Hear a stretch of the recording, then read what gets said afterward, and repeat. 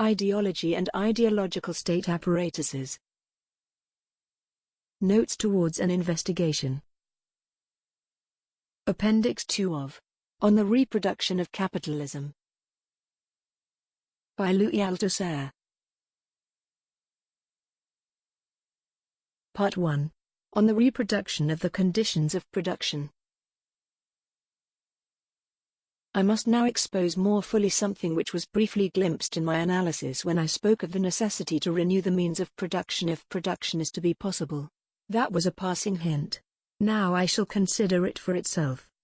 As Marx said, every child knows that a social formation which did not reproduce the conditions of production at the same time as it produced would not last a year.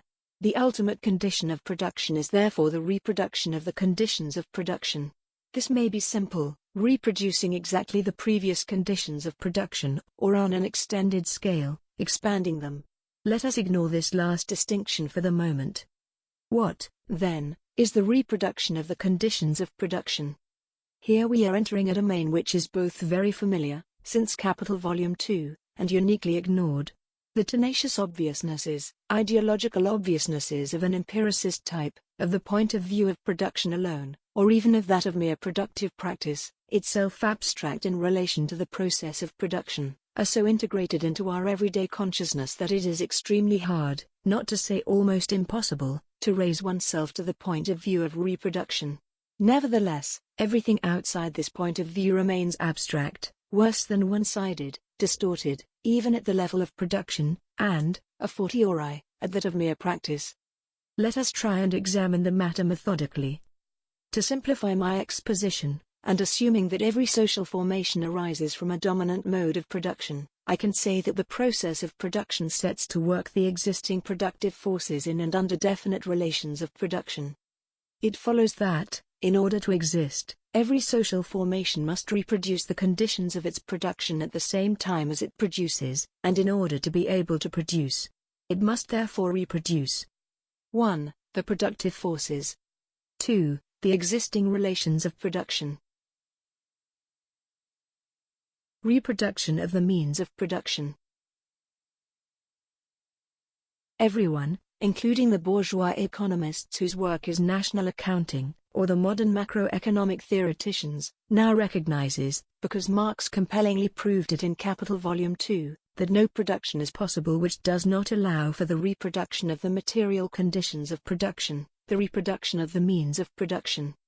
The average economist, who is no different in this than the average capitalist, knows that each year it is essential to foresee what is needed to replace what has been used up or worn out in production, raw material, fixed installations, buildings, instruments of production, machines, etc. I say the average economist equals the average capitalist, for they both express the point of view of the firm, regarding it as sufficient simply to give a commentary on the terms of the firm's financial accounting practice. But thanks to the genius of Quinet who first posed this glaring problem, and to the genius of Marx who resolved it, we know that the reproduction of the material conditions of production cannot be thought at the level of the firm, because it does not exist at that level in its real conditions. What happens at the level of the firm is an effect, which only gives an idea of the necessity of reproduction, but absolutely fails to allow its conditions and mechanisms to be thought. A moment's reflection is enough to be convinced of this. Mr. X, a capitalist who produces wool and yarn in his spinning mill, has to reproduce his raw material, his machines, etc. but he does not produce them for his own production. Other capitalists do. An Australian sheep farmer, Mr. Y, a heavy engineer producing machine tools, Mr. Z, etc., etc. and Mr. Y and Mr. Z, in order to produce those products which are the condition of the reproduction of Mr. X's conditions of production, also have to reproduce the conditions of their own production, and so on to infinity, the whole in proportions such that, on the national and even the world market, the demand for means of production, for reproduction, can be satisfied by the supply. In order to think this mechanism, which leads to a kind of endless chain, it is necessary to follow Marx's global procedure, and to study in particular the relations of the circulation of capital between Department I, production of means of production, and Department II, production of means of consumption, and the realization of surplus value, in Capital Volumes 2 and 3. We shall not go into the analysis of this question. It is enough to have mentioned the existence of the necessity of the reproduction of the material conditions of production. Reproduction of labor power. However, the reader will not have failed to note one thing. We have discussed the reproduction of the means of production, but not the reproduction of the productive forces. We have therefore ignored the reproduction of what distinguishes the productive forces from the means of production, i.e. the reproduction of labor power. From the observation of what takes place in the firm, in particular from the examination of the financial accounting practice which predicts amortization and investment, we have been able to obtain an approximate idea of the existence of the material process of reproduction, but we are now entering a domain in which the observation of what happens in the firm is, if not totally blind, at least almost entirely so, and for good reason. The reproduction of labor power takes place essentially outside the firm. How is the reproduction of labor power ensured? It is ensured by giving labor power the material means with which to reproduce itself, by wages. Wages feature in the accounting of each enterprise, but as wage capital, not at all as a condition of the material reproduction of labor power. However, that is in fact how it works, since wages represent only that part of the value produced by the expenditure of labor power which is indispensable for its reproduction, sc. indispensable to the reconstitution of the labor power of the wage earner, the wherewithal to pay for housing, food and clothing, in short to enable the wage earner to present himself again at the factory gate the next day, and every further day God grants him, and we should add, indispensable for raising and educating the children in whom the proletarian reproduces himself, in n models where n equals 0, 1, 2, etc., as labor power. Remember that this quantity of value, wages, necessary for the reproduction of labor power is determined not by the needs of a biological guaranteed minimum wage, salaire minimum interprofessionnel garanti, alone, but by the needs of a historical minimum. Marx noted that English workers need beer while French proletarians need wine, i.e. a historically variable minimum. I should also like to point out that this minimum is doubly historical in that it is not defined by the historical needs of the working class recognized by the capitalist class, but by the historical needs imposed by the proletarian class struggle, a double class struggle, against the lengthening of the working day and against the reduction of wages. However, it is not enough to ensure for labor power the material conditions of its reproduction if it is to be reproduced as labor power. I have said that the available labor power must be competent, i.e. suitable to be set to work in the complex system of the process of production. The development of the productive forces and the type of unity historically constitutive of the productive forces at a given moment produce the result that the labor power has to be, diversely, skilled and therefore reproduced as such. Diversely, according to the requirements of the socio-technical division of labor, its different jobs and posts. How is this reproduction of the diversified skills of labor power provided for in a capitalist regime? Here, unlike social formations characterized by slavery or serfdom, this reproduction of the skills of labor power this is a tendential law, decreasingly to be provided for on the spot, apprenticeship within production itself, but is achieved more and more outside production, by the capitalist education system, and by other instances and institutions. What do children learn at school? They go varying distances in their studies, but at any rate they learn to read, to write and to add, i.e. a number of techniques, and a number of other things as well, including elements, which may be rudimentary or on the contrary thoroughgoing, of scientific or literary culture, which are directly useful in the different jobs in production. One instruction for manual workers, another for technicians, a third for engineers, a final one for higher management, etc. Thus they learn know-how.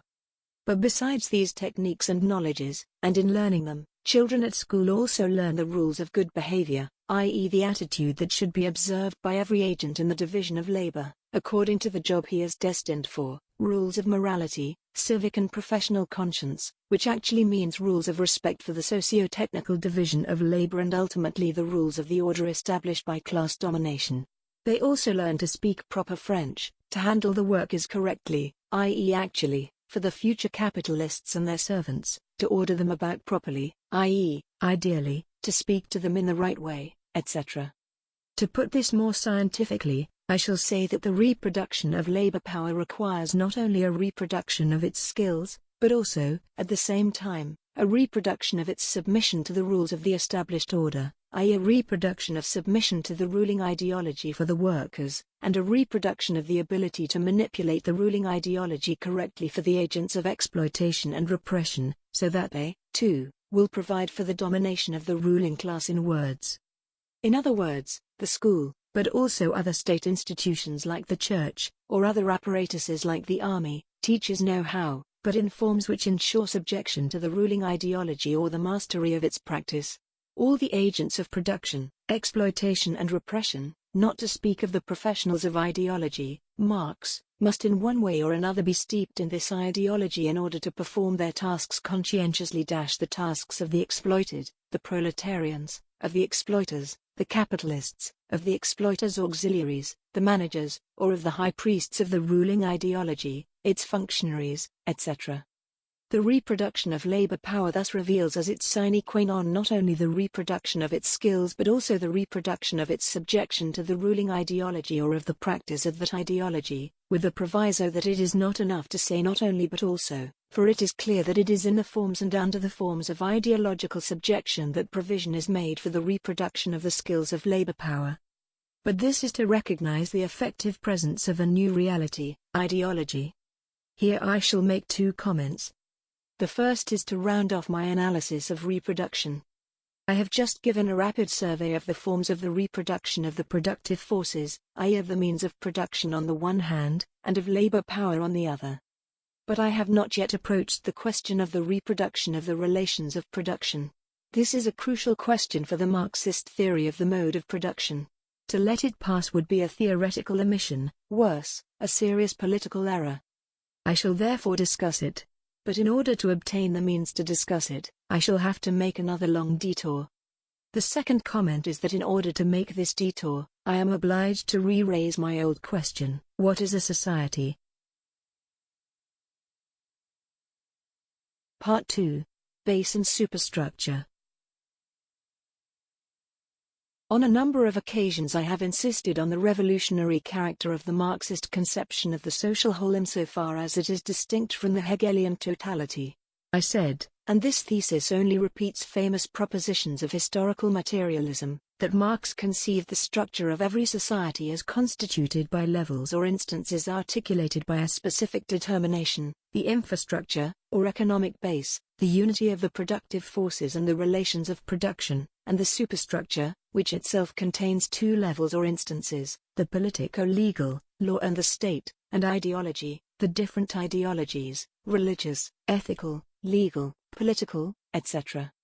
Besides its theoretico-didactic interest, it reveals the difference between Marx and Hegel. This representation has the following crucial theoretical advantage: it makes it possible to inscribe in the theoretical apparatus of its essential concepts what I have called their respective indices of effectivity. What does this mean? It is easy to see that this representation of the structure of every society as an edifice containing a base, infrastructure, on which are erected the two floors of the superstructure, is a metaphor, to be quite precise, a spatial metaphor, the metaphor of a topography. Like every metaphor, this metaphor suggests something, makes something visible. What? Precisely this, that the upper floors could not stay up, in the air, alone, if they did not rest precisely on their base.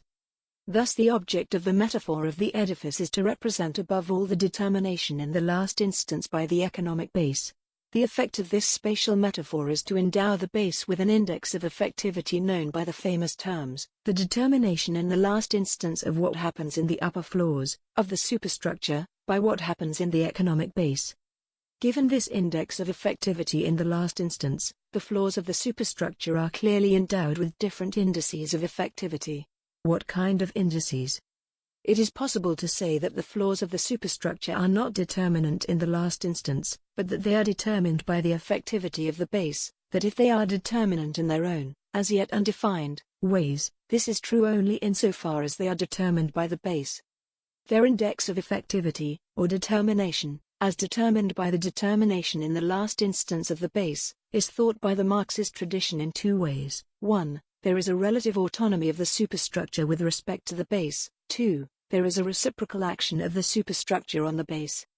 We can therefore say that the great theoretical advantage of the Marxist topography, i.e. of the spatial metaphor of the edifice, base and superstructure, is simultaneously that it reveals that questions of determination, or of index of effectivity, are crucial, that it reveals that it is the base which in the last instance determines the whole edifice, and that, as a consequence, it obliges us to pose the theoretical problem of the types of derivatory effectivity peculiar to the superstructure, i.e. it obliges us to think what the Marxist tradition calls conjointly the relative autonomy of the superstructure and the reciprocal action of the superstructure on the base.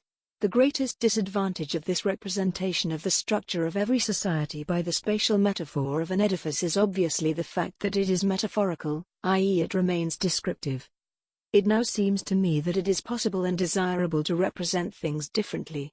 N.B. I do not mean by this that I want to reject the classical metaphor, for that metaphor itself requires that we go beyond it. And I am not going beyond it in order to reject it as outworn. I simply want to attempt to think what it gives us in the form of a description.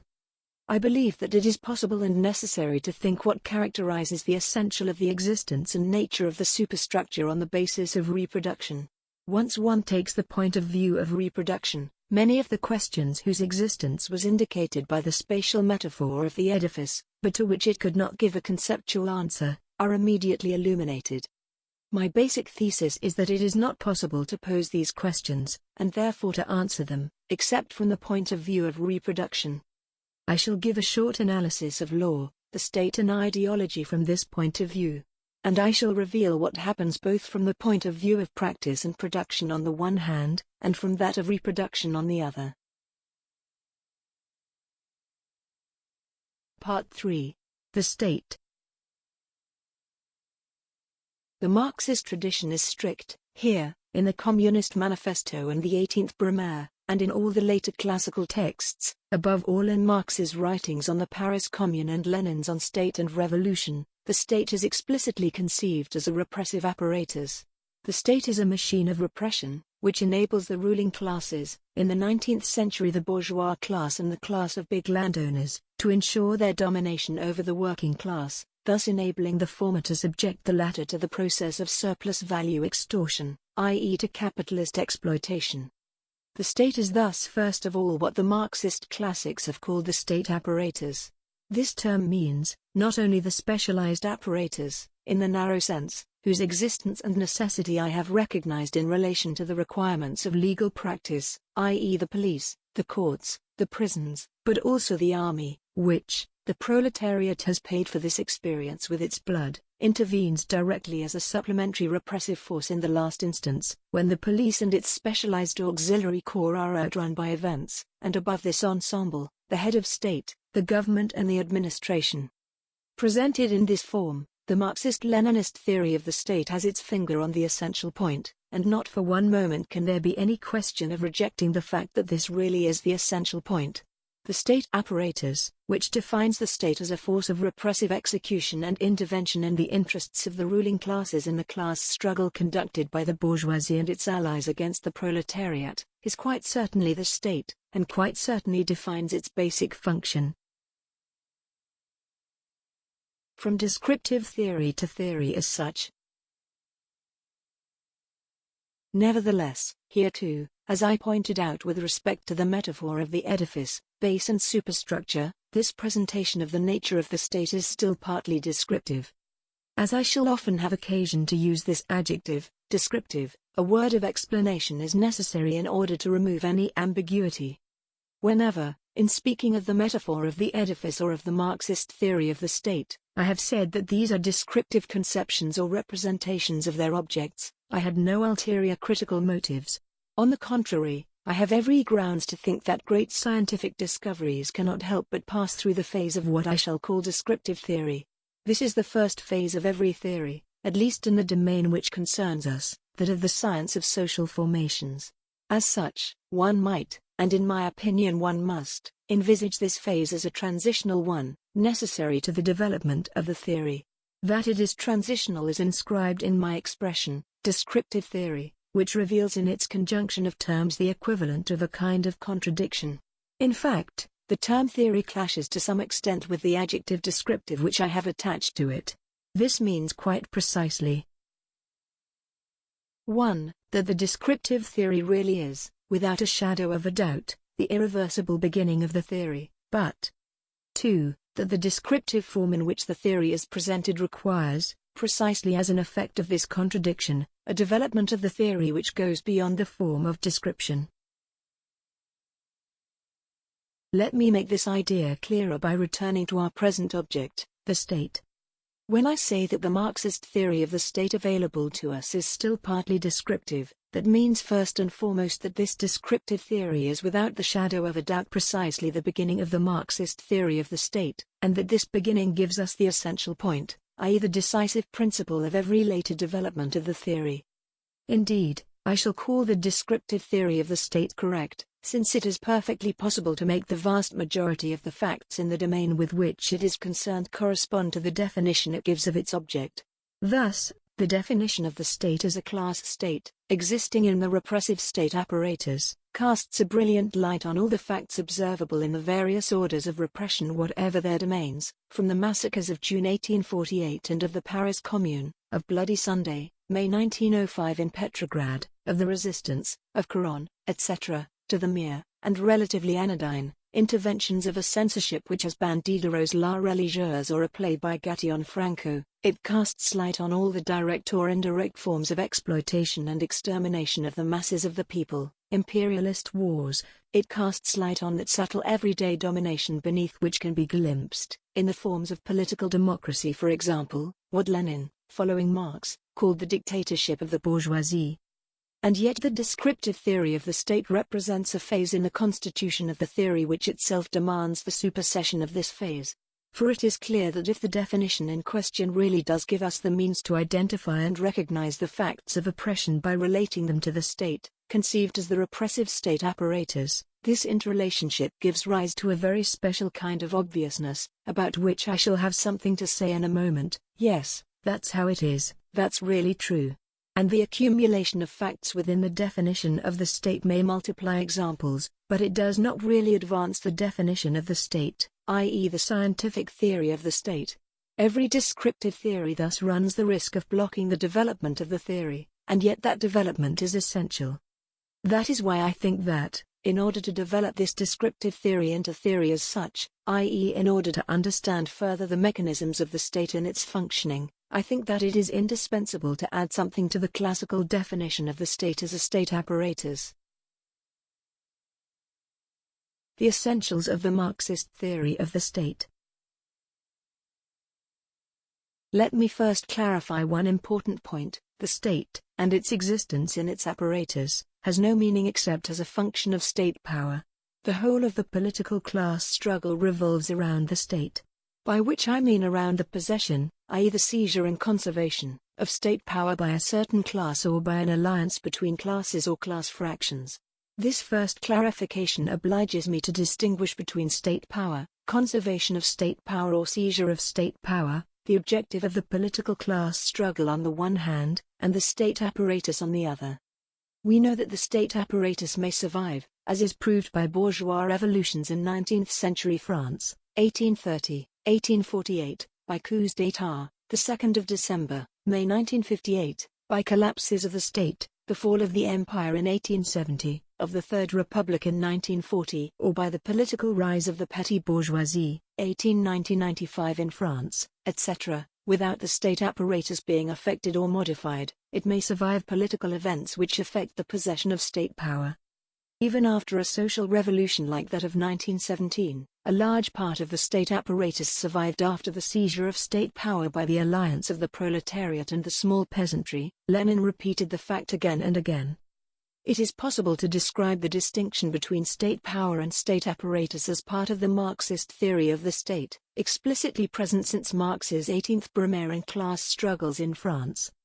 To summarize the Marxist theory of the state on this point, it can be said that the Marxist classics have always claimed that 1. The state is the repressive state apparatus, 2. State power and state apparatus must be distinguished, 3. The objective of the class struggle concerns state power, and in consequence the use of the state apparatus by the classes, or alliance of classes or of fractions of classes, holding state power as a function of their class objectives, and 4. The proletariat must seize state power in order to destroy the existing bourgeois state apparatus and, in a first phase, replace it with a quite different, proletarian, state apparatus, then in later phases set in motion a radical process, that of the destruction of the state, the end of state power, the end of every state apparatus. In this perspective, therefore, what I would propose to add to the Marxist theory of the state is already there in so many words. But it seems to me that even with this supplement, this theory is still in part descriptive, although it does now contain complex and differential elements whose functioning and action cannot be understood without recourse to further supplementary theoretical development. The ideological state apparatuses.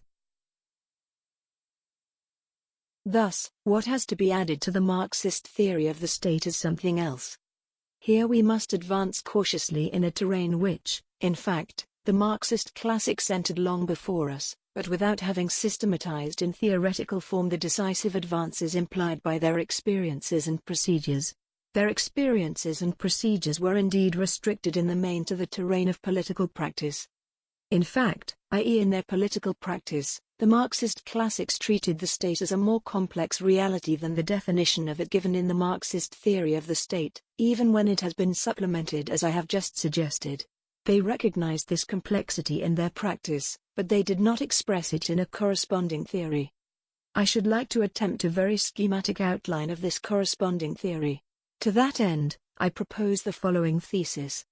In order to advance the theory of the state, it is indispensable to take into account not only the distinction between state power and state apparatus, but also another reality which is clearly on the side of the repressive state apparatus, but must not be confused with it.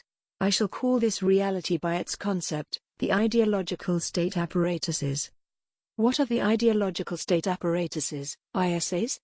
They must not be confused with the repressive state apparatus. Remember that in Marxist theory, the state apparatus contains the government, the administration, the army, the police, the courts, the prisons, etc., which constitute what I shall in future call the repressive state apparatus. Repressive suggests that the state apparatus in question functions by violence at least ultimately, since repression, for example administrative repression, may take non-physical forms. I shall call ideological state apparatuses a certain number of realities which present themselves to the immediate observer in the form of distinct and specialized institutions. I propose an empirical list of these which will obviously have to be examined in detail, tested, corrected and reorganized. With all the reservations implied by this requirement, we can for the moment regard the following institutions as ideological state apparatuses. The order in which I have listed them has no particular significance. The religious ISA, the system of the different churches. The educational ISA, the system of the different public and private schools. The family ISA. The legal ISA. The political ISA, the political system, including the different parties. The trade union ISA. The communications ISA, press, radio and television, etc. The cultural ISA, literature, the arts, sport, etc. I have said that the ISAs must not be confused with the repressive state apparatus. What constitutes the difference? As a first moment, it is clear that while there is one repressive state apparatus, there is a plurality of ideological state apparatuses.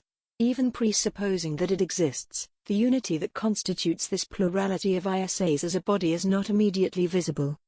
As a second moment, it is clear that whereas the unified, repressive, state apparatus belongs entirely to the public domain, much the larger part of the ideological state apparatuses, in their apparent dispersion, is, on the contrary, part of the private domain.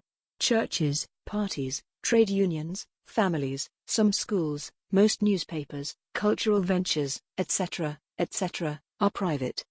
We can ignore the first observation for the moment. But someone is bound to question the second, asking me by what right I regard as ideological state apparatuses, institutions which for the most part do not possess public status, but are quite simply private institutions. As a conscious Marxist, Gramsci already forestalled this objection in one sentence. The distinction between the public and the private is a distinction internal to bourgeois law, and valid in the subordinate domains in which bourgeois law exercises its authority. The domain of the state escapes it because the latter is above the law. The state, which is the state of the ruling class, is neither public nor private. On the contrary, it is the precondition for any distinction between public and private.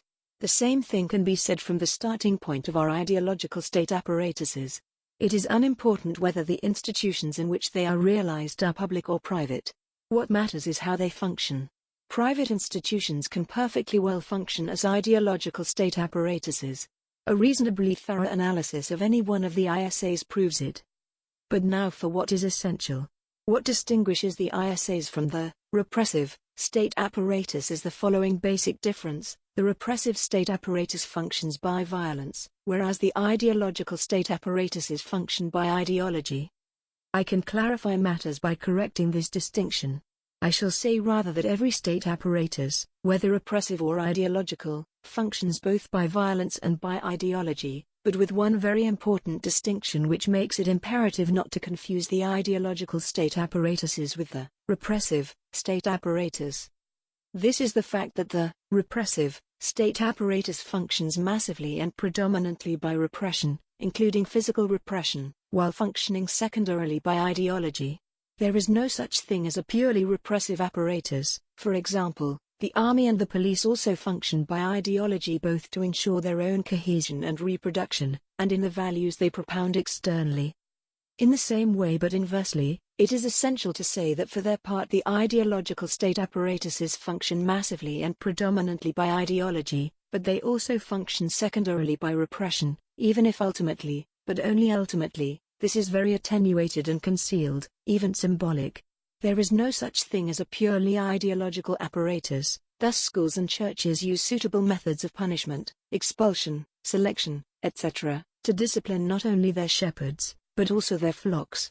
The same is true of the family, the same is true of the cultural ISA, censorship, among other things, etc. Is it necessary to add that this determination of the double functioning, predominantly, secondarily, by repression and by ideology, according to whether it is a matter of the repressive state apparatus or the ideological state apparatuses, makes it clear that very subtle explicit or tacit combinations may be woven from the interplay of the repressive state apparatus and the ideological state apparatuses. Everyday life provides us with innumerable examples of this, but they must be studied in detail if we are to go further than this mere observation. Nevertheless, this remark leads us towards an understanding of what constitutes the unity of the apparently disparate body of the ISAs. If the ISAs function massively and predominantly by ideology, what unifies their diversity is precisely this functioning, insofar as the ideology by which they function is always in fact unified, despite its diversity and its contradictions, beneath the ruling ideology, which is the ideology of the ruling class. Given the fact that the ruling class in principle holds state power, openly or more often by means of alliances between classes or class fractions, and therefore has at its disposal the repressive state apparatus, we can accept the fact that this same ruling class is active in the ideological state apparatuses insofar as it is ultimately the ruling ideology which is realized in the ideological state apparatuses, precisely in its contradictions. Of course, it is a quite different thing to act by laws and decrees in the repressive state apparatus and to act through the intermediary of the ruling ideology in the ideological state apparatuses. We must go into the details of this difference, but it cannot mask the reality of a profound identity. To my knowledge, no class can hold state power over a long period without at the same time exercising its hegemony over and in the ideological state apparatuses. I only need one example and proof of this: Lenin's anguished concern to revolutionize the educational ideological state apparatus, among others, simply to make it possible for the Soviet proletariat, who had seized state power, to secure the future of the dictatorship of the proletariat and the transition to socialism. This last comment puts us in a position to understand that the ideological state apparatuses may be not only the stake but also the site of class struggle, and often of bitter forms of class struggle. The class, or class alliance, in power cannot lay down the law in the ISAs as easily as it can in the repressive state apparatus, not only because the former ruling classes are able to retain strong positions there for a long time, but also because the resistance of the exploited classes is able to find means and occasions to express itself there, either by the utilization of their contradictions or by conquering combat positions in them in struggle. Let me run through my comments. If the thesis I have proposed is well-founded, it leads me back to the classical Marxist theory of the state, while making it more precise in one point. I argue that it is necessary to distinguish between state power, and its possession by, on the one hand, and the state apparatus on the other. But I add that the state apparatus contains two bodies, the body of institutions which represent the repressive state apparatus on the one hand, and the body of institutions which represent the body of ideological state apparatuses on the other. But if this is the case, the following question is bound to be asked, even in the very summary state of my suggestions: what exactly is the extent of the role of the ideological state apparatuses? What is their importance based on? In other words, to what does the function of these ideological state apparatuses, which do not function by repression but by ideology, correspond? Part 4. On the reproduction of the relations of production. I can now answer the central question which I have left in suspense for many long pages: how is the reproduction of the relations of production secured? In the topographical language, base, superstructure, I can say, for the most part, it is secured by the legal, political and ideological superstructure. But as I have argued that it is essential to go beyond this still descriptive language, I shall say, for the most part, it is secured by the exercise of state power in the state apparatuses, on the one hand the repressive state apparatus, on the other the ideological state apparatuses. What I have just said must also be taken into account, and it can be assembled in the form of the following three features. 1. All the state apparatuses function both by repression and by ideology, with the difference that the repressive state apparatus functions massively and predominantly by repression, whereas the ideological state apparatuses function massively and predominantly by ideology. 2. Whereas the repressive state apparatus constitutes an organized whole whose different parts are centralized beneath the commanding unity, that of the politics of class struggle applied by the political representatives of the ruling classes in possession of state power, the ideological state apparatuses are multiple, distinct, relatively autonomous and capable of providing an objective field to contradictions which express, in forms which may be limited or extreme, the effects of the clashes between the capitalist class struggle and the proletarian class struggle, as well as their subordinate forms.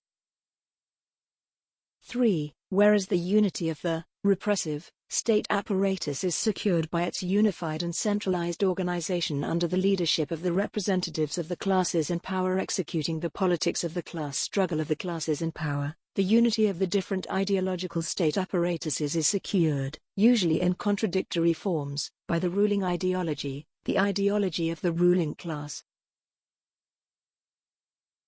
Taking these features into account, it is possible to represent the reproduction of the relations of production in the following way, according to a kind of division of labor. The role of the repressive state apparatus, insofar as it is a repressive apparatus, consists essentially in securing by force, physical or otherwise, the political conditions of the reproduction of relations of production which are in the last resort relations of exploitation.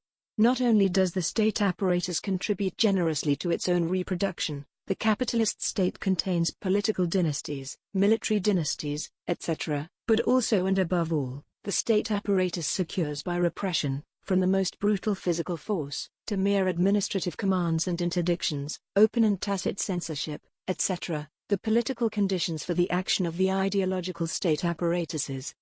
In fact, it is the latter which largely secure the reproduction specifically of the relations of production, behind a shield provided by the repressive state apparatus.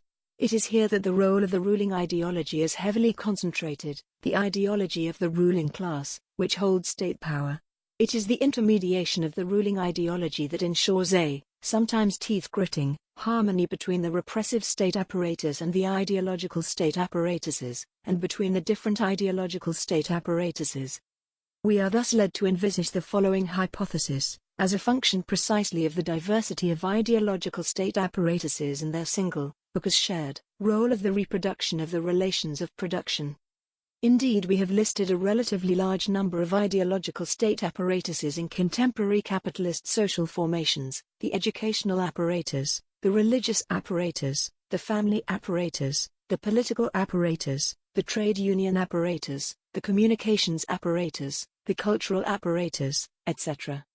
But in the social formations of that mode of production characterized by serfdom, usually called the feudal mode of production, we observe that although there is a single repressive state apparatus which, since the earliest known ancient states, let alone the absolute monarchies, has been formally very similar to the one we know today, the number of ideological state apparatuses is smaller and their individual types are different. For example, we observe that during the Middle Ages, the Church, the religious ideological state apparatus, accumulated a number of functions which have today devolved onto several distinct ideological state apparatuses, new ones in relation to the past I am invoking, in particular educational and cultural functions. Alongside the Church there was the family ideological state apparatus, which played a considerable part, incommensurable with its role in capitalist social formations. Despite appearances, the Church and the family were not the only ideological state apparatuses. There was also a political ideological state apparatus, the Estates General, the Parlement, the different political factions and leagues, the ancestors of the modern political parties, and the whole political system of the free communes and then of the Ville. There was also a powerful proto-trade union ideological state apparatus, if I may venture such an anachronistic term, the powerful merchants and bankers' guilds and the journeymen's associations, etc. Publishing and communications, even, saw an indisputable development, as did the theatre. Initially both were integral parts of the Church, then they became more and more independent of it. In the pre-capitalist historical period which I have examined extremely broadly, it is absolutely clear that there was one dominant ideological state apparatus, the Church, which concentrated within it not only religious functions but also educational ones, and a large proportion of the functions of communications and culture. It is no accident that all ideological struggle from the 16th to the 18th century, starting with the first shocks of the Reformation, was concentrated in an anti-clerical and anti-religious struggle. Rather, this is a function precisely of the dominant position of the religious ideological state apparatus. The foremost objective and achievement of the French Revolution was not just to transfer state power from the feudal aristocracy to the merchant capitalist bourgeoisie, to break part of the former oppressive state apparatus and replace it with a new one, for example the National Popular Army, but also to attack the number one ideological state apparatus, the Church. Hence the civil constitution of the clergy, the confiscation of ecclesiastical wealth, and the creation of new ideological state apparatuses to replace the religious ideological state apparatus in its dominant role. Naturally, these things did not happen automatically. Witness the Concordat, the Restoration and the long class struggle between the landed aristocracy and the industrial bourgeoisie throughout the 19th century for the establishment of bourgeois hegemony over the functions formerly fulfilled by the Church, above all by the schools. It can be said that the bourgeoisie relied on the new political, parliamentary democratic, ideological state apparatus, installed in the earliest years of the Revolution, then restored after long and violent struggles, for a few months in 1848 and for decades after the fall of the Second Empire, in order to conduct its struggle against the Church and wrest its ideological functions away from it, in other words, to ensure not only its own political hegemony, but also the ideological hegemony indispensable to the reproduction of capitalist relations of production. That is why I believe that I am justified in advancing the following thesis, however precarious it is. I believe that the ideological state apparatus which has been installed in the dominant position in mature capitalist social formations as a result of a violent political and ideological class struggle against the old dominant ideological state apparatus is the educational ideological apparatus. This thesis may seem paradoxical, given that for everyone, i.e. in the ideological representation that the bourgeoisie has tried to give itself and the classes it exploits, it really seems that the dominant ideological state apparatus in capitalist social formations is not the schools, but the political ideological state apparatus, i.e. the regime of parliamentary democracy combining universal suffrage and party struggle. However, history, even recent history, shows that the bourgeoisie has been and still is able to accommodate itself to political ideological state apparatuses other than parliamentary democracy. the First and Second Empires, constitutional monarchy, Louis XVIII and Charles X, parliamentary monarchy, Louis Philippe, presidential democracy, de Gaulle, to mention only France. In England this is even clearer. The revolution was particularly successful there from the bourgeois point of view, since unlike France, where the bourgeoisie, partly because of the stupidity of the petty aristocracy, had to agree to being carried to power by peasant and plebeian jeunes révolutionnaires, something for which it had to pay a high price, the English bourgeoisie was able to compromise with the aristocracy and share state power and the use of the state apparatus with it for a long time, peace among all men of goodwill in the ruling classes. In Germany it is even more striking, since it was behind a political ideological state apparatus in which the imperial Junkers, epitomized by Bismarck, their army and their police provided it with a shield and leading personnel, that the imperialist bourgeoisie made its shattering entry into history, before traversing the Weimar Republic and entrusting itself to Nazism. Hence I believe I have good reasons for thinking that behind the scenes of its political ideological state apparatus, which occupies the front of the stage, what the bourgeoisie has installed as its number one, i.e. as its dominant ideological state apparatus, is the educational apparatus, which has in fact replaced in its functions the previously dominant ideological state apparatus, the church. One might even add, the school-family couple has replaced the church-family couple. Why is the educational apparatus in fact the dominant ideological state apparatus in capitalist social formations, and how does it function? For the moment it must suffice to say: 1. All ideological state apparatuses, whatever they are, contribute to the same result, the reproduction of the relations of production, i.e. of capitalist relations of exploitation. 2. Each of them contributes towards this single result in the way proper to it. The political apparatus by subjecting individuals to the political state ideology, the indirect, parliamentary, or direct, plebiscitary or fascist, democratic ideology. The communications apparatus by cramming every citizen with daily doses of nationalism, chauvinism, liberalism, moralism, etc., by means of the press, the radio and television. The same goes for the cultural apparatus. The role of sport in chauvinism is of the first importance, etc. The religious apparatus by recalling in sermons, the great ceremonies of birth, marriage and death, etc., that man is only ashes, unless he loves his neighbor to the extent of turning the other cheek to whoever strikes the first one. The family apparatus, but there is no need to go on. 3. This concert is dominated by a single score, occasionally disturbed by contradictions, those of the remnants of former ruling classes, those of the proletarians and their organizations, the score of the ideology of the current ruling class which integrates into its music the great themes of the humanism of the great forefathers, who produced the Greek miracle even before Christianity, and afterwards the glory of Rome, the eternal city, and the themes of interest, particular and general, etc., nationalism, moralism and economism. 4. Nevertheless, in this concert, one ideological state apparatus certainly has the dominant role, although hardly anyone lends an ear to its music, it is so silent. This is the school. It takes children from every class at infant school age, and then for years, the years in which the child is most vulnerable, squeezed between the family state apparatus and the educational state apparatus, it drums into them, whether it uses new or old methods, a certain amount of know-how wrapped in the ruling ideology, French, arithmetic, natural history, the sciences, literature, or simply the ruling ideology in its pure state, ethics, civic instruction, philosophy. Somewhere around the age of 16, a huge mass of children are ejected into production. These are the workers or small peasants. Another portion of scholastically adapted youth carries on, and, for better or worse, it goes somewhat further, until it falls by the wayside and fills the posts of small and middle technicians, white-collar workers, small and middle civil servants, petty bourgeois of all kinds. A last portion reaches the summit, either to fall into intellectual semi-employment, or to provide, as well as the intellectuals of the collective laborer, the agents of exploitation, capitalists, managers, the agents of repression, soldiers, policemen, politicians, administrators, etc., and the professional ideologists, priests of all sorts, most of whom are convinced laymen.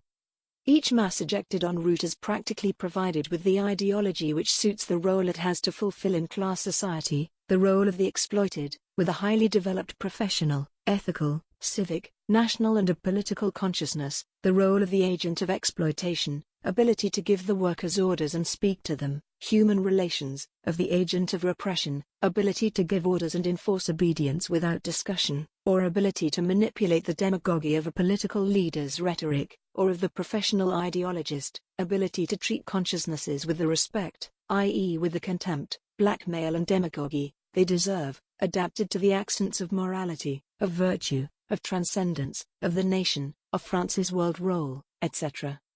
Of course, many of these contrasting virtues, modesty, resignation, submissiveness on the one hand, cynicism, contempt, arrogance, confidence, self-importance, even smooth talk and cunning on the other, are also taught in the family, in the church, in the army, in good books, in films and even in the football stadium.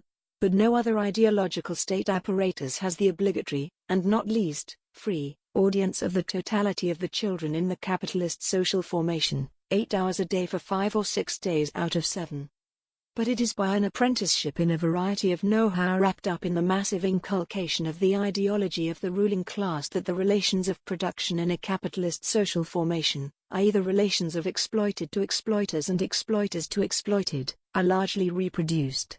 The mechanisms which produce this vital result for the capitalist regime are naturally covered up and concealed by a universally reigning ideology of the school, universally reigning because it is one of the essential forms of the ruling bourgeois ideology, an ideology which represents the school as a neutral environment purged of ideology, because it is, lay, where teachers respectful of the conscience and freedom of the children who are entrusted to them, in complete confidence, by their parents, who are free, to, i.e. the owners of their children, open up for them the path to the freedom, morality and responsibility of adults by their own example, by knowledge, literature and their liberating virtues. I ask the pardon of those teachers who, in dreadful conditions, attempt to turn the few weapons they can find in the history and learning they teach against the ideology, the system and the practices in which they are trapped.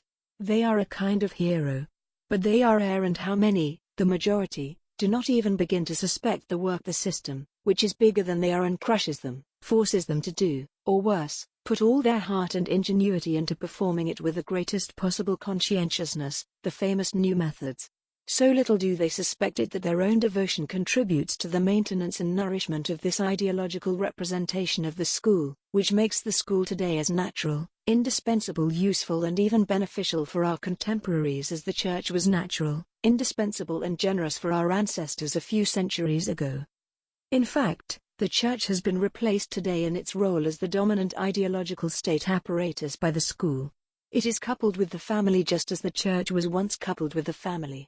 We can now claim that the unprecedentedly deep crisis which is now shaking the education system of so many states across the globe, often in conjunction with a crisis, already proclaimed in the Communist Manifesto, shaking the family system, takes on a political meaning, given that the school, and the school-family couple, constitutes the dominant ideological state apparatus, the apparatus playing a determinant part in the reproduction of the relations of production of a mode of production threatened in its existence by the world-class struggle. Part 5. On Ideology. When I put forward the concept of an ideological state apparatus, when I said that the ISAs function by ideology, I invoked a reality which needs a little discussion, ideology. It is well known that the expression ideology was invented by Coanis, de Stutt de Tracy and their friends, who assigned to it as an object the genetic theory of ideas. When Marx took up the term 50 years later, he gave it a quite different meaning, even in his early works. Here, ideology is the system of the ideas and representations which dominate the mind of a man or a social group. The ideological political struggle conducted by Marx as early as his articles in the Rheinische Zeitung inevitably and quickly brought him face to face with this reality and forced him to take his earliest intuitions further. However, here we come upon a rather astonishing paradox. Everything seems to lead Marx to formulate a theory of ideology. In fact, the German ideology does offer us, after the 1844 manuscripts, an explicit theory of ideology, but it is not Marxist. We shall see why in a moment. As for Capital, although it does contain many hints towards a theory of ideologies, most visibly, the ideology of the vulgar economists, it does not contain that theory itself, which depends for the most part on a theory of ideology in general. I should like to venture a first and very schematic outline of such a theory. The theses I am about to put forward are certainly not off the cuff, but they cannot be sustained and tested, i.e. confirmed or corrected, except by much thorough study and analysis. Ideology has no history. One word first of all to expound the reason in principle which seems to me to found, or at least justify, the project of a theory of ideology in general, and not a theory of particular ideologies, which, whatever their form, religious, ethical, legal, political, always express class positions. It is quite obvious that it is necessary to proceed towards a theory of ideologies in the two respects I have just suggested. It will then be clear that a theory of ideologies depends in the last resort on the history of social formations, and thus of the modes of production combined in social formations, and of the class struggles which develop in them. In this sense it is clear that there can be no question of a theory of ideologies in general, since ideologies, defined in the double respect suggested above, regional and class, have a history, whose determination in the last instance is clearly situated outside ideologies alone, although it involves them. On the contrary, if I am able to put forward the project of a theory of ideology in general, and if this theory really is one of the elements on which theories of ideologies depend, that entails an apparently paradoxical proposition which I shall express in the following terms: ideology has no history. As we know, this formulation appears in so many words in a passage from the German Ideology. Marx utters it with respect to metaphysics, which, he says, has no more history than ethics, meaning also the other forms of ideology. In the German Ideology, this formulation appears in a plainly positivist context. Ideology is conceived as a pure illusion, a pure dream, i.e. as nothingness. All its reality is external to it. Ideology is thus thought as an imaginary construction whose status is exactly like the theoretical status of the dream among writers before Freud. For these writers, the dream was the purely imaginary, i.e. null, result of days residues, presented in an arbitrary arrangement and order, sometimes even inverted, in other words, in disorder. For them, the dream was the imaginary, it was empty, null and arbitrarily stuck together, brickily, once the eyes had closed, from the residues of the only full and positive reality, the reality of the day. This is exactly the status of philosophy and ideology, since in this book philosophy is ideology par excellence, in the German Ideology. Ideology, then, is for Marx an imaginary assemblage, bricolage, a pure dream, empty and vain, constituted by the day's residues from the only full and positive reality, that of the concrete history of concrete material individuals materially producing their existence. It is on this basis that ideology has no history in the German Ideology, since its history is outside it, where the only existing history is the history of concrete individuals, etc. In the German Ideology, the thesis that ideology has no history is therefore a purely negative thesis, since it means both. 1. Ideology is nothing insofar as it is a pure dream, manufactured by who knows what power, if not by the alienation of the division of labor, but that, too, is a negative determination. 2. Ideology has no history, which emphatically does not mean that there is no history in it, on the contrary, for it is merely the pale, empty and inverted reflection of real history, but that it has no history of its own. Now, while the thesis I wish to defend formally speaking adopts the terms of the German Ideology, ideology has no history, it is radically different from the positivist and historicist thesis of the German Ideology. For on the one hand, I think it is possible to hold that ideologies have a history of their own, although it is determined in the last instance by the class struggle, and on the other, I think it is possible to hold that ideology in general has no history, not in a negative sense, its history is external to it, but in an absolutely positive sense. This sense is a positive one if it is true that the peculiarity of ideology is that it is endowed with a structure and a functioning such as to make it a non-historical reality, i.e. an omni-historical reality, in the sense in which that structure and functioning are immutable, present in the same form throughout what we can call history, in the sense in which the Communist Manifesto defines history as the history of class struggles, i.e. the history of class societies. To give a theoretical reference point here, I might say that, to return to our example of the dream, in its Freudian conception this time, our proposition, ideology has no history, can and must, and in a way which has absolutely nothing arbitrary about it, but, quite the reverse, is theoretically necessary, for there is an organic link between the two propositions, be related directly to Freud's proposition that the unconscious is eternal, i.e. that it has no history. If eternal means, not transcendent to all, temporal, history, but omnipresent, transhistorical and therefore immutable in form throughout the extent of history, I shall adopt Freud's expression word for word, and write ideology as eternal, exactly like the unconscious. And add that I find this comparison theoretically justified by the fact that the eternity of the unconscious is not unrelated to the eternity of ideology in general.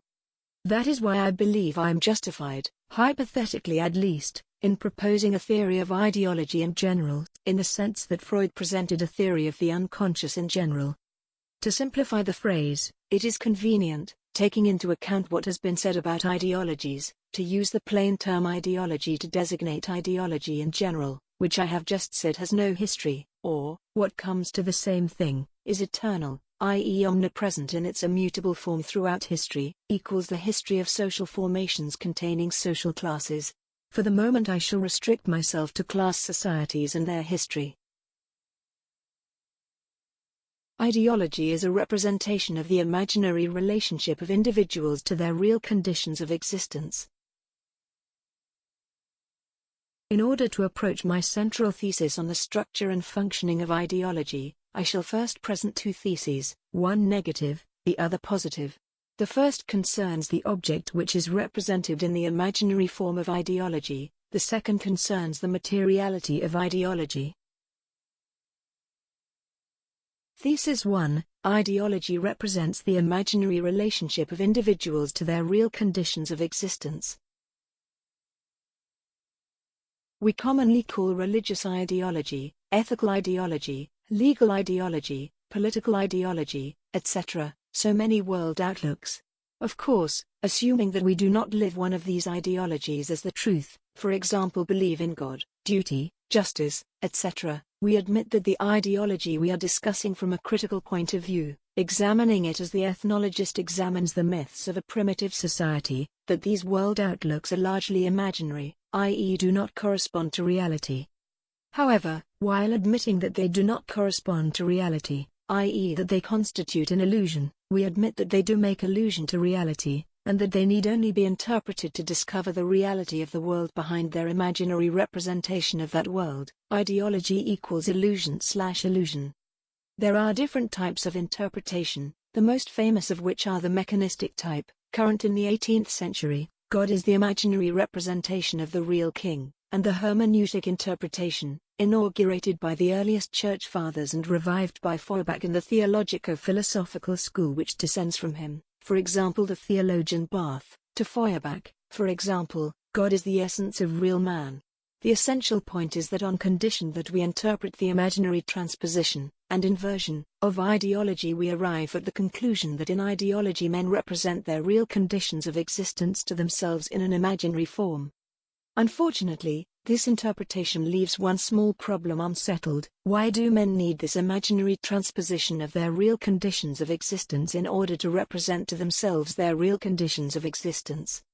The first answer, that of the 18th century, proposes a simple solution. Priests or despots are responsible. They forged the beautiful lies so that, in the belief that they were obeying God, men would in fact obey the priests and despots, who are usually in alliance in their imposture, the priests acting in the interests of the despots or vice versa, according to the political positions of the theoreticians concerned. There is therefore a cause for the imaginary transposition of the real conditions of existence. That causes the existence of a small number of cynical men who base their domination and exploitation of the people on a falsified representation of the world which they have imagined in order to enslave other minds by dominating their imaginations. The second answer, that of Feuerbach, taken over word for word by Marx in his early works, is more profound, i.e. just as false. It, too, seeks and finds a cause for the imaginary transposition and distortion of men's real conditions of existence, in short, for the alienation in the imaginary of the representation of men's conditions of existence. This causes no longer priests or despots, nor their active imagination and the passive imagination of their victims. This causes the material alienation which reigns in the conditions of existence of men themselves.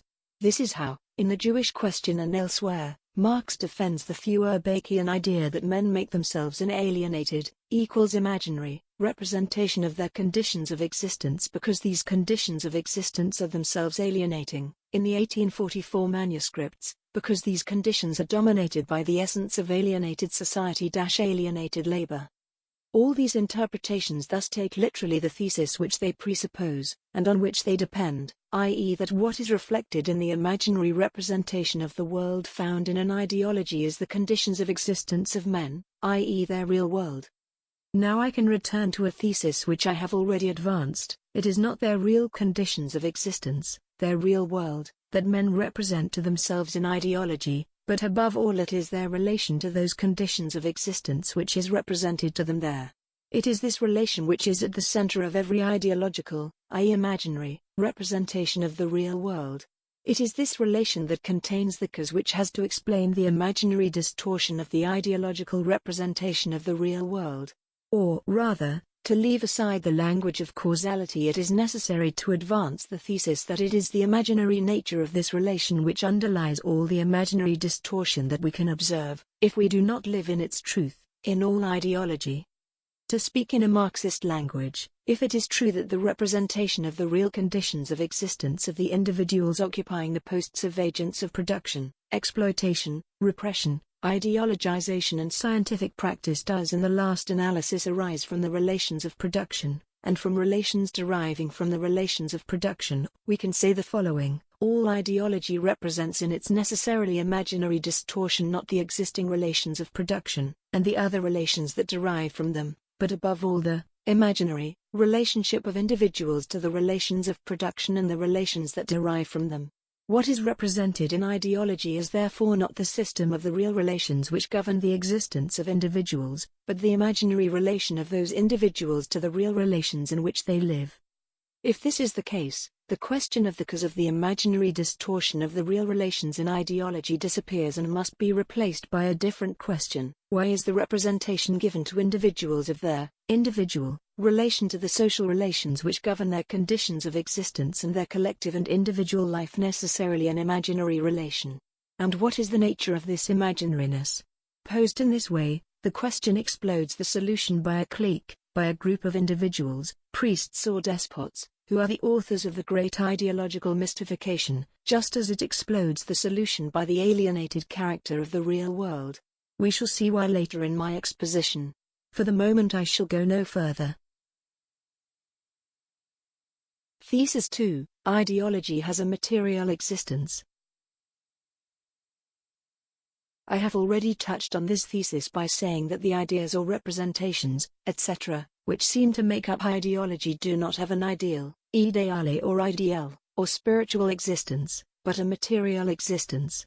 I even suggested that the ideal, ideale, ideal, and spiritual existence of ideas arises exclusively in an ideology of the idea and of ideology, and let me add, in an ideology of what seems to have founded this conception since the emergence of the sciences, i.e. what the practitioners of the sciences represent to themselves in their spontaneous ideology as ideas, true or false. Of course, presented in affirmative form, this thesis is unproven. I simply ask that the reader be favorably disposed towards it, say, in the name of materialism. A long series of arguments would be necessary to prove it.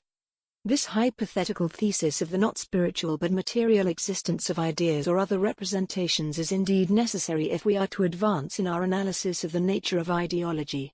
Or, rather, it is merely useful to us in order the better to reveal what every at all serious analysis of any ideology will immediately and empirically show to every observer, however critical.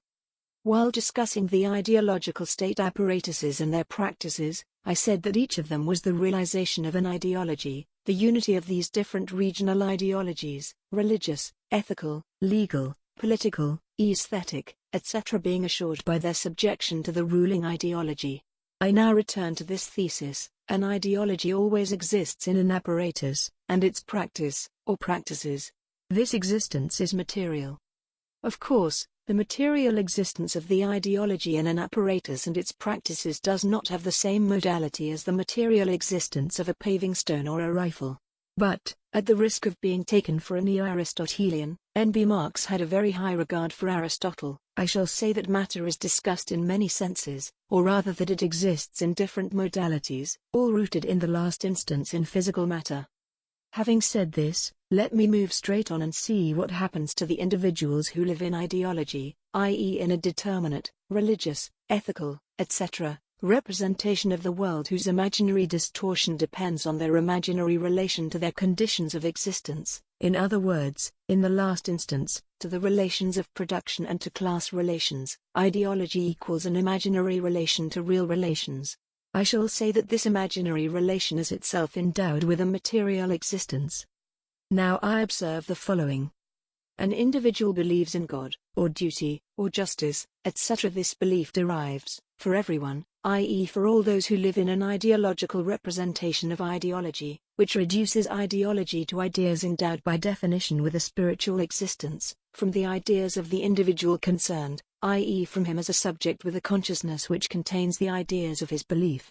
In this way, i.e. by means of the absolutely ideological conceptual device, dispositive, thus set up, a subject endowed with a consciousness in which he freely forms or freely recognizes ideas in which he believes, the material attitude of the subject concerned naturally follows.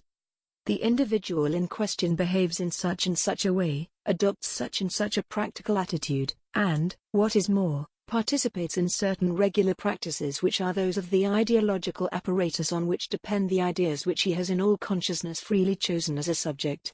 If he believes in God, he goes to church to attend Mass, kneels, prays, confesses, does penance, once it was material in the ordinary sense of the term, and naturally repents and so on. If he believes in duty, he will have the corresponding attitudes, inscribed in ritual practices according to the correct principles. If he believes in justice, he will submit unconditionally to the rules of the law, and may even protest when they are violated, sign petitions, take part in a demonstration, etc.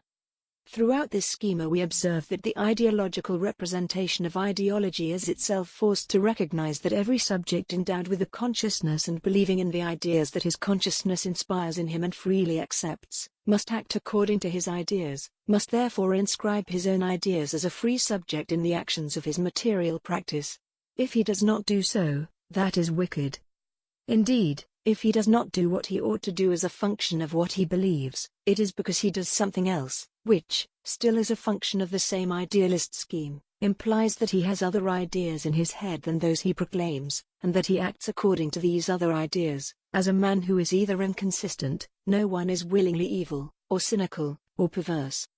In every case, the ideology of ideology thus recognizes, despite its imaginary distortion, that the ideas of a human subject exist in his actions, or ought to exist in his actions, and if that is not the case, it lends him other ideas corresponding to the actions, however perverse, that he does perform. This ideology talks of actions. I shall talk of actions inserted into practices. And I shall point out that these practices are governed by the rituals in which these practices are inscribed, within the material existence of an ideological apparatus, be it only a small part of that apparatus, a small mass in a small church, a funeral, a minor match at a sports club, a school day, a political party meeting, etc. Besides, we are indebted to Pascal's defensive dialectic for the wonderful formula which will enable us to invert the order of the notional schema of ideology. Pascal says, more or less, kneel down, move your lips in prayer, and you will believe. He thus scandalously inverts the order of things, bringing, like Christ, not peace but strife, and in addition something hardly Christian, for woe to him who brings scandal into the world, scandal itself. A fortunate scandal which makes him stick with Jansenist defiance to a language that directly names the reality. I will be allowed to leave Pascal to the arguments of his ideological struggle with the religious ideological state apparatus of his day. And I shall be expected to use a more directly Marxist vocabulary, if that is possible, for we are advancing in still poorly explored domains. I shall therefore say that, where only a single subject, such and such an individual, is concerned, The existence of the ideas of his belief is material in that his ideas are his material actions inserted into material practices governed by material rituals which are themselves defined by the material ideological apparatus from which derive the ideas of that subject.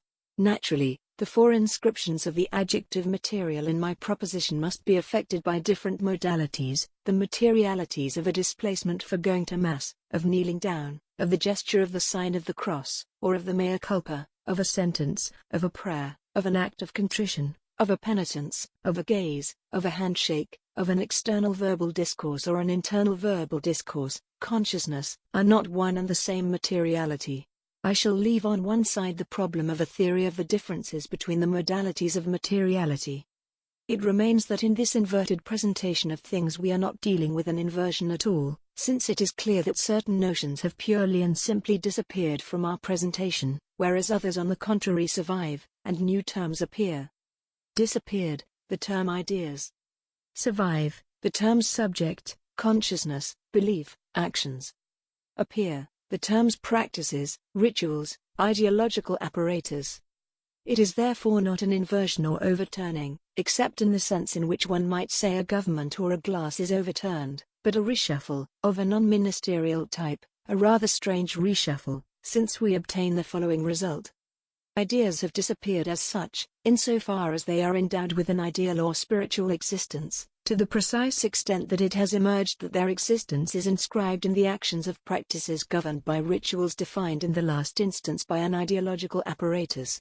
It therefore appears that the subject acts insofar as he is acted by the following system, set out in the order of its real determination: ideology existing in a material ideological apparatus, prescribing material practices governed by a material ritual, which practices exist in the material actions of a subject acting in all consciousness according to his belief. But this very presentation reveals that we have retained the following notions: subject, consciousness, belief, actions. From this series I shall immediately extract the decisive central term on which everything else depends, the notion of the subject. And I shall immediately set down two conjoint theses. 1. There is no practice except by and in an ideology. 2. There is no ideology except by the subject and for subjects. I can now come to my central thesis. Ideology interpellates individuals as subjects. This thesis is simply a matter of making my last proposition explicit: there is no ideology except by the subject and for subjects. Meaning, there is no ideology except for concrete subjects, and this destination for ideology is only made possible by the subject, meaning by the category of the subject and its functioning. By this I mean that, even if it only appears under this name, the subject, with the rise of bourgeois ideology, above all with the rise of legal ideology, the category of the subject, which may function under other names, for example, as the soul in Plato, as God, etc., is the constitutive category of all ideology, whatever its determination, regional or class, and whatever its historical date, since ideology has no history. I say, the category of the subject is constitutive of all ideology, but at the same time and immediately I add that the category of the subject is only constitutive of all ideology insofar as all ideology has the function, which defines it, of constituting concrete individuals as subjects. In the interaction of this double constitution exists the functioning of all ideology, ideology being nothing but its functioning in the material forms of existence of that functioning. In order to grasp what follows, it is essential to realize that both he who is writing these lines and the reader who reads them are themselves subjects, and therefore ideological subjects, a tautological proposition, i.e. that the author and the reader of these lines both live spontaneously or naturally in ideology in the sense in which I have said that man is an ideological animal by nature. That the author, insofar as he writes the lines of a discourse which claims to be scientific, is completely absent as a subject from his scientific discourse, for all scientific discourse is by definition a subject-less discourse, there is no subject of science except in an ideology of science, is a different question which I shall leave on one side for the moment. As St. Paul admirably put it, it is in the logos, meaning in ideology, that we live, move and have our being. It follows that, for you and for me, The category of the subject is a primary obviousness. Obviousnesses are always primary. It is clear that you and I are subjects, free, ethical, etc. Like all obviousnesses, including those that make a word name a thing or have a meaning, therefore including the obviousness of the transparency of language, the obviousness that you and I are subjects, and that does not cause any problems, is an ideological effect, the elementary ideological effect. It is indeed a peculiarity of ideology that it imposes, without appearing to do so, since these are obviousnesses as obviousnesses, which we cannot fail to recognize and before which we have the inevitable and natural reaction of crying out, aloud or in the silence of consciousness, "That's obvious. That's right. That's true." At work in this reaction is the ideological recognition function, which is one of the two functions of ideology as such, its inverse being the function of misrecognition, reconnaissance. To take a highly concrete example, we all have friends who, when they knock on our door and we ask, through the door, the question "Who's there?" answer, "Since it's obvious, it's me." And we recognize that it is him or her. We open the door, and it's true, it really was she who was there. To take another example, when we recognize somebody of our previous acquaintance, connaissance, in the street, we show him that we have recognized him, and have recognized that he has recognized us, by saying to him "Hello, my friend," and shaking his hand, a material ritual practice of ideological recognition in everyday life, in France, at least. Elsewhere, there are other rituals. In this preliminary remark and these concrete illustrations, I only wish to point out that you and I are always already subjects, and as such constantly practice the rituals of ideological recognition, which guarantee for us that we are indeed concrete, individual, distinguishable and, naturally, irreplaceable subjects. The writing I am currently executing and the reading you are currently performing are also in this respect rituals of ideological recognition, including the obviousness with which the truth or error of my reflections may impose itself on you. But to recognize that we are subjects and that we function in the practical rituals of the most elementary everyday life, the handshake, the fact of calling you by your name, the fact of knowing, even if I do not know what it is, that you have a name of your own, which means that you are recognized as a unique subject, etc. This recognition only gives us the consciousness of our incessant, eternal, practice of ideological recognition, its consciousness, i.e. its recognition, but in no sense does it give us the scientific knowledge of the mechanism of this recognition. Now it is this knowledge that we have to reach, if you will, while speaking in ideology, and from within ideology we have to outline a discourse which tries to break with ideology, in order to dare to be the beginning of a scientific, i.e. subject-less, discourse on ideology. Thus, in order to represent why the category of the subject is constitutive of ideology, which only exists by constituting concrete subjects as subjects, I shall employ a special mode of exposition, concrete enough to be recognized, but abstract enough to be thinkable and thought, giving rise to a knowledge. As a first formulation I shall say, all ideology hails or interpellates concrete individuals as concrete subjects, by the functioning of the category of the subject. This is a proposition which entails that we distinguish for the moment between concrete individuals on the one hand and concrete subjects on the other, although at this level concrete subjects only exist insofar as they are supported by a concrete individual. I shall then suggest that ideology acts or functions in such a way that it recruits subjects among the individuals, it recruits them all, or transforms the individuals into subjects, it transforms them all, by that very precise operation which I have called interpellation or hailing, and which can be imagined along the lines of the most commonplace everyday police, or other, hailing, "Hey, you there?" Assuming that the theoretical scene I have imagined takes place in the street, the hailed individual will turn round. By this mere 180-degree physical conversion, he becomes a subject. Why? Because he has recognized that the hail was really addressed to him, and that it was really him who was hailed, and not someone else. Experience shows that the practical telecommunication of hailings is such that they hardly ever miss their man, verbal call or whistle. The one hailed always recognizes that it is really him who is being hailed. And yet it is a strange phenomenon, and one which cannot be explained solely by guilt feelings, despite the large numbers who have something on their consciences. Naturally, for the convenience and clarity of my little theoretical theatre, I have had to present things in the form of a sequence, with a before and an after, and thus in the form of a temporal succession. There are individuals walking along. Somewhere, Usually behind them, the hail rings out, "Hey, you there." One individual, 9 times out of 10 it is the right one, turns round, believing/suspecting/knowing that it is for him, i.e. recognizing that it really is he who is meant by the hailing. But in reality these things happen without any succession. The existence of ideology and the hailing or interpellation of individuals as subjects are one and the same thing. I might add, what thus seems to take place outside ideology, to be precise, in the street, in reality takes place in ideology. What really takes place in ideology seems therefore to take place outside it. That is why those who are in ideology believe themselves by definition outside ideology. One of the effects of ideology is the practical denegation of the ideological character of ideology by ideology. Ideology never says, "I am ideological." It is necessary to be outside ideology, i.e. in scientific knowledge, to be able to say, "I am in ideology," a quite exceptional case, or, the general case, "I was in ideology."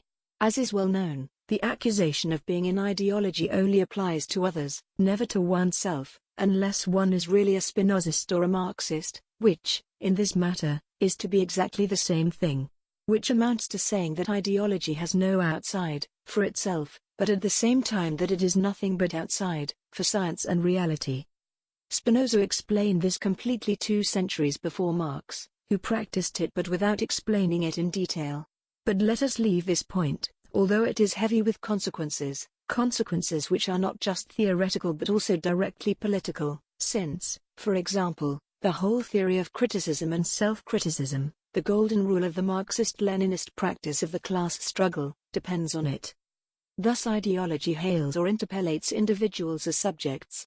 As ideology is eternal, I must now suppress the temporal form in which I have presented the functioning of ideology, and say, ideology has always already interpellated individuals as subjects, which amounts to making it clear that individuals are always already interpellated by ideology as subjects, which necessarily leads us to one last proposition: individuals are always already subjects.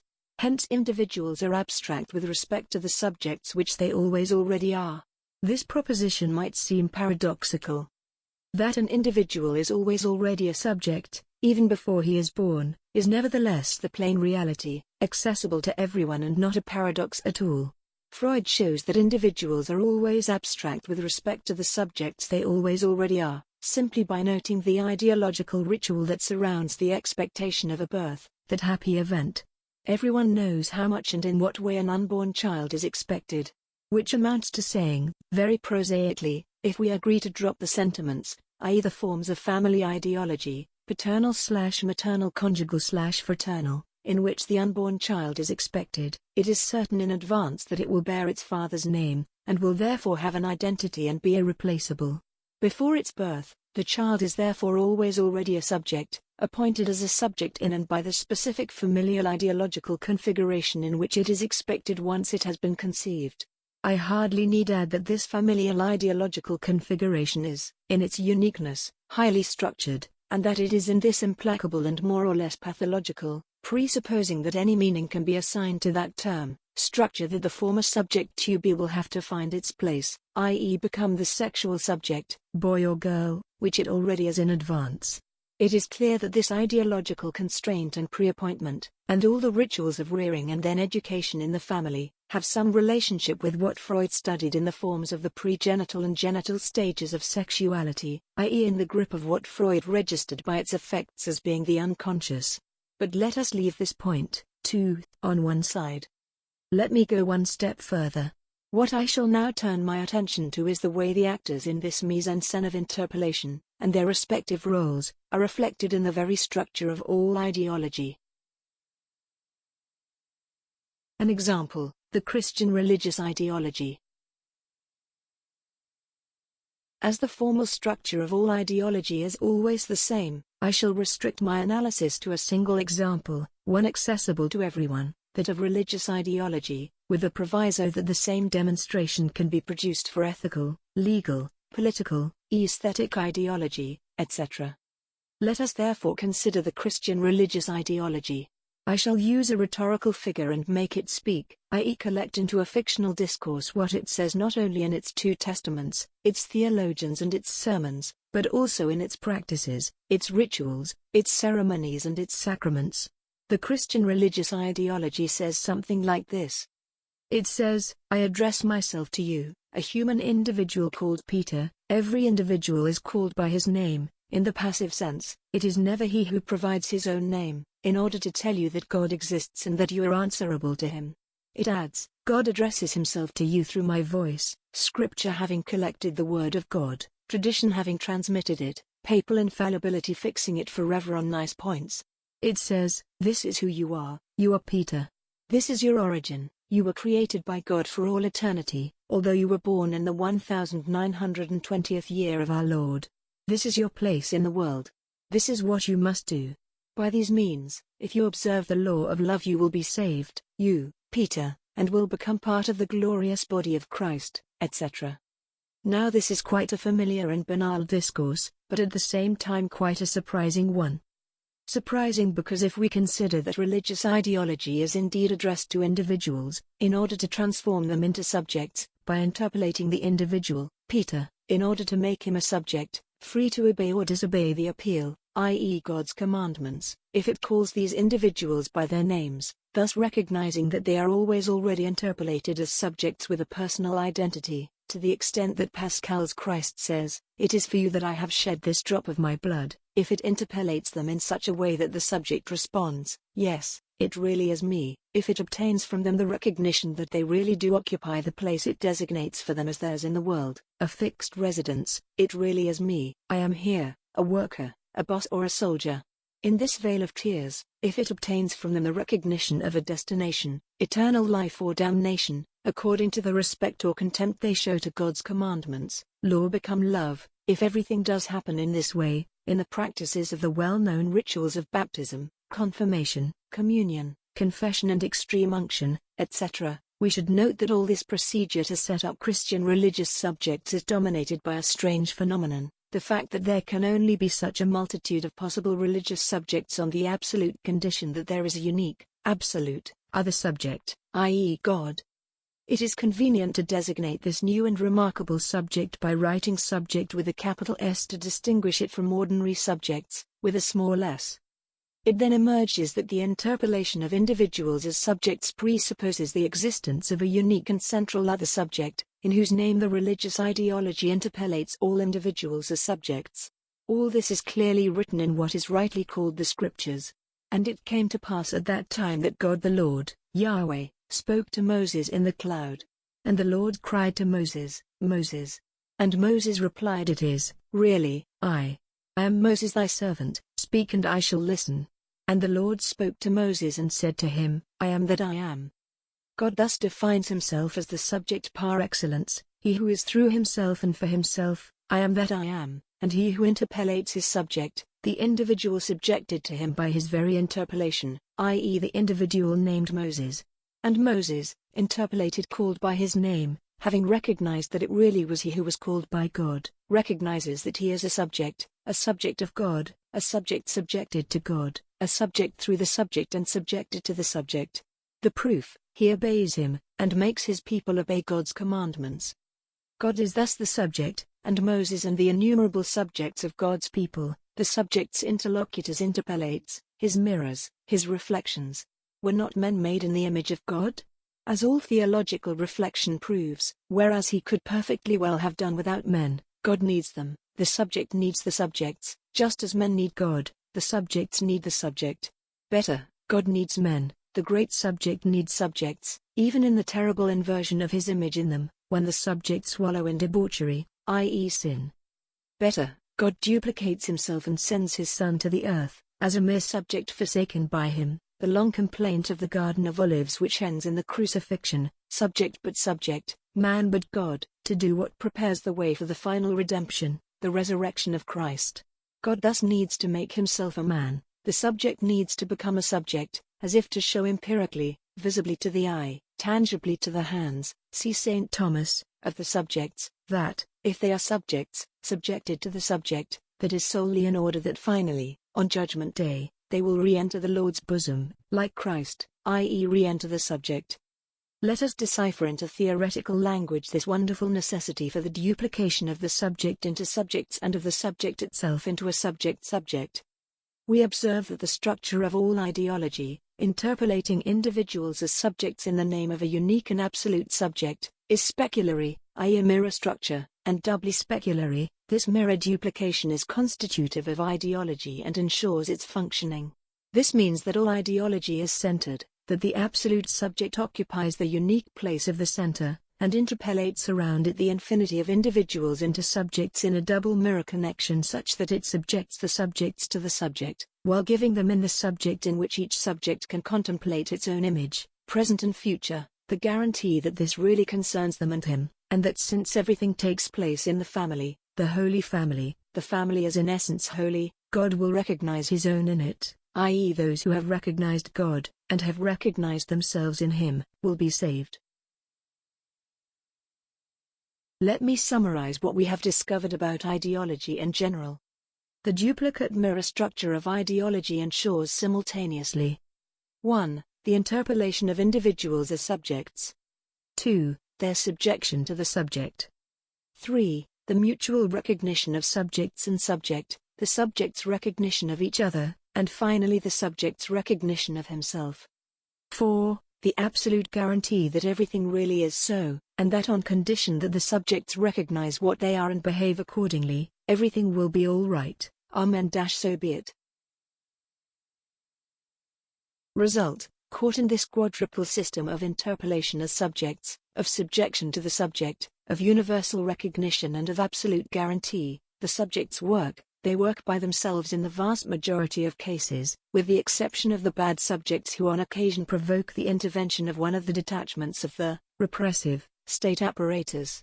But the vast majority of good subjects work all right all by themselves, i.e. by ideology, whose concrete forms are realized in the ideological state apparatuses. They are inserted into practices governed by the rituals of the ISAs. They recognize the existing state of affairs, das Bestand, that it really is true that it is so and not otherwise, and that they must be obedient to God, to their conscience, to the priest, to de Gaulle, to the boss, to the engineer, that thou shalt love thy neighbor as thyself, etc. Their concrete, material behavior is simply the inscription in life of the admirable words of the prayer, Amen, so be it. Yes, the subjects work by themselves. The whole mystery of this effect lies in the first two moments of the quadruple system I have just discussed, or, if you prefer, in the ambiguity of the term subject. In the ordinary use of the term, subject in fact means, 1. A free subjectivity, a center of initiatives, author of and responsible for its actions. 2. A subjected being, who submits to a higher authority, and is therefore stripped of all freedom except that of freely accepting his submission. This last note gives us the meaning of this ambiguity, which is merely a reflection of the effect which produces it. The individual is interpolated as a free subject in order that he shall submit freely to the commandments of the subject, i.e. in order that he shall freely accept his subjection, i.e. in order that he shall make the gestures and actions of his subjection all by himself. There are no subjects except by and for their subjection. That is why they work all by themselves. So be it. This phrase which registers the effect to be obtained proves that it is not naturally so, naturally, outside the prayer, i.e. outside the ideological intervention. This phrase proves that it has to be so if things are to be what they must be, and let us let the words slip, if the reproduction of the relations of production is to be assured, even in the processes of production and circulation, every day, in the consciousness, i.e. in the attitudes of the individual subjects occupying the posts which the socio-technical division of labor assigns to them in production, exploitation, repression, ideologization, scientific practice, etc. Indeed, what is really in question in this mechanism of the mirror recognition of the subject and of the individuals interpolated as subjects, and of the guarantee given by the subject to the subjects if they freely accept their subjection to the subject's commandments. The reality in question in this mechanism, the reality which is necessarily ignored, mechanu, in the very forms of recognition, ideology equals misrecognition/ignorance, is indeed, in the last resort, the reproduction of the relations of production and of the relations deriving from them. January to April 1969.